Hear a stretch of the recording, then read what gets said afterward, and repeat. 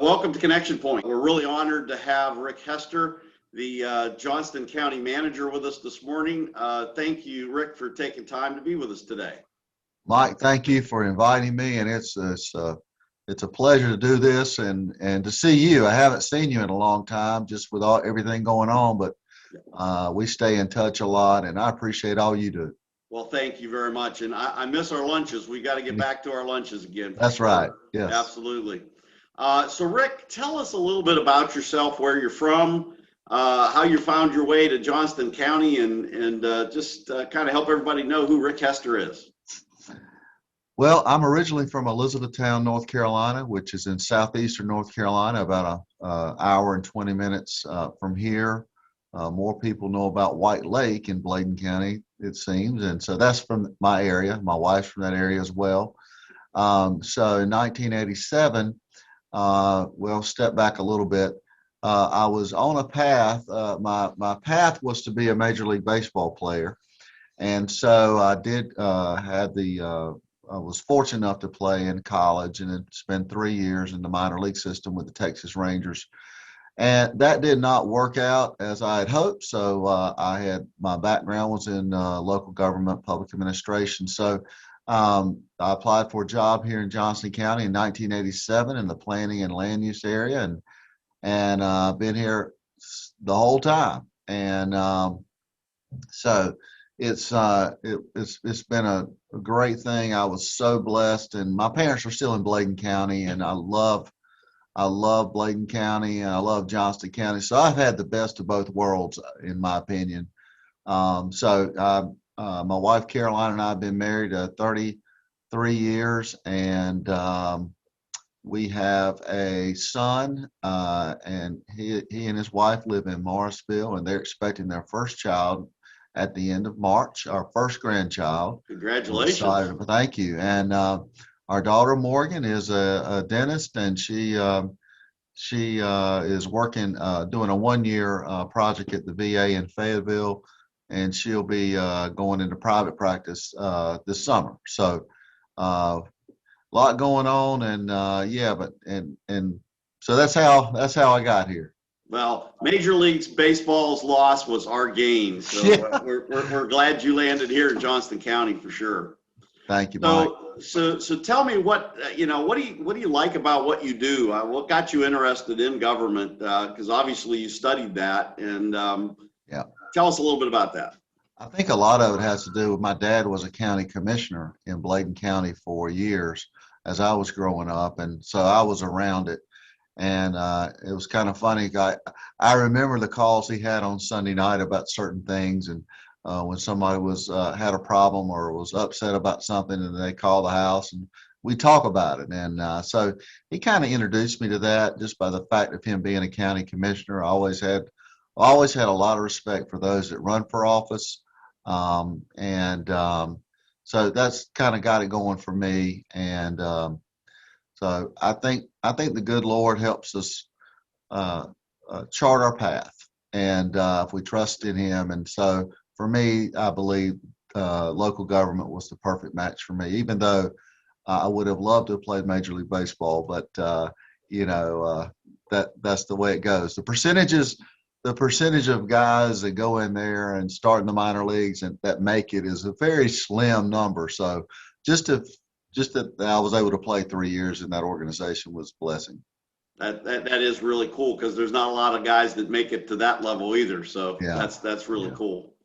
So Rick, I know the county and especially your office has been just absolutely super busy with more things than most counties have going on. I mean, in the middle of a pandemic, you guys deal with everything from flooding with all the rain we've had to the health administration of the COVID issue.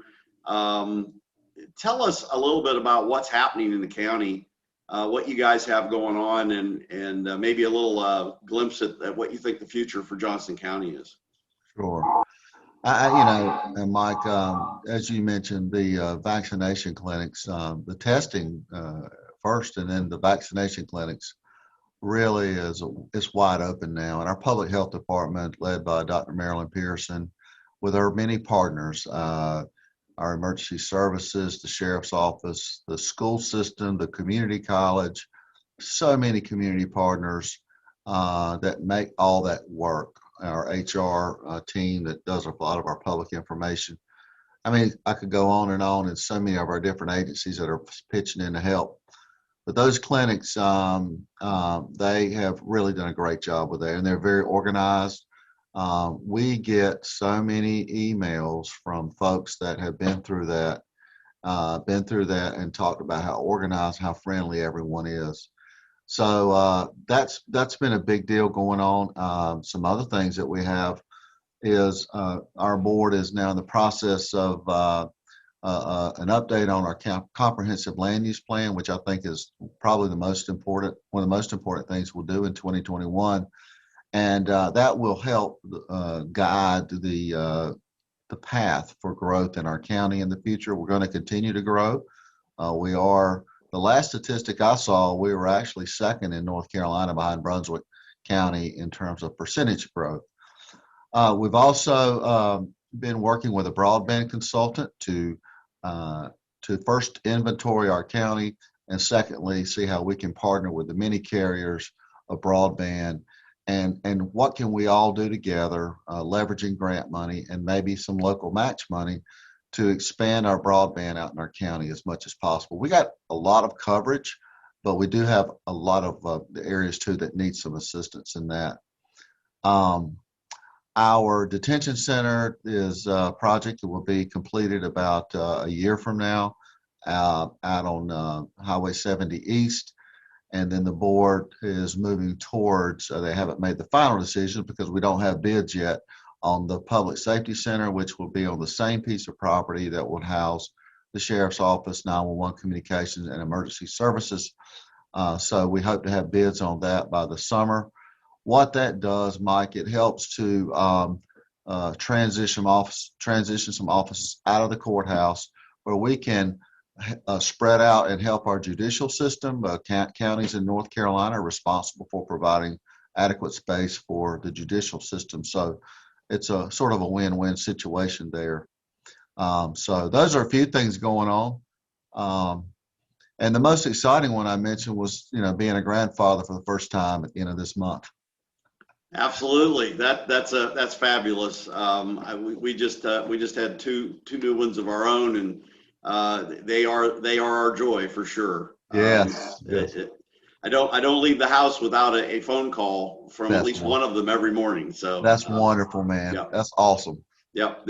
That's the beauty of the technology today. When you're apart from them, you can still connect. So it's absolutely. So Rick, tell me about what you see from a visionary perspective of the future Johnston County. You've been at the helm during growth that 99% of counties never see. Right. So tell us your thoughts on that and where you think we're headed for the future.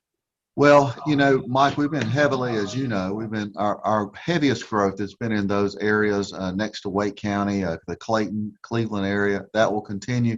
But I really see some exciting things, and you do too, I'm sure, in central Johnston County. And things are starting to happen in this area here where we are along the I-95 corridor.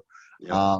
And while we want things to continue growing in Clayton and Cleveland, and man, we're so blessed to have that pharmaceutical campus that we do with Grifols and Novo Nordisk and then Caterpillar in that area. They're growing and they're just wonderful partners in the community. And we see other things coming in our central part of this I-95 corridor. Last year we had Ashley Furniture, the distribution center and retail to open over in the Four Oaks area. And then all the things that are, I think the central part of Johnston County is going to explode in the next few years. A lot of good things happening here. So we're starting to I see the growth just coming across more to the central side or more growth, which is a good thing. Absolutely, without a doubt. What can we be doing as a chamber, as a community to help you? Well, you already do, Mike, and as you said earlier, you and I stay in touch quite a bit, and I not only value that professional relationship, but most importantly, our personal relationship and the friendship that we have. But yeah, you have done a great job partnering with us. We get together. We used to get together quite a bit, and we're going to start back when things loosen up a little bit. Yeah. And but the chamber is a big part of any community, and we have, this is a vibrant chamber here as well as the one in Clayton and Benson. Yep. We have a great relationship with our chamber partners, and what you do and your leadership in your chambers helps us. And I think that's what it's all about. We got to work and paddle in the same direction. Absolutely. And I know we will. All right. Well, thank you, Rick. It's been a pleasure having you on this morning. I look forward to that next lunch with you. Me too. And I know everybody in the community is looking forward to getting to know a little bit about Rick Hester today. So thank you for being with us. Thanks, Mike. It's been a pleasure.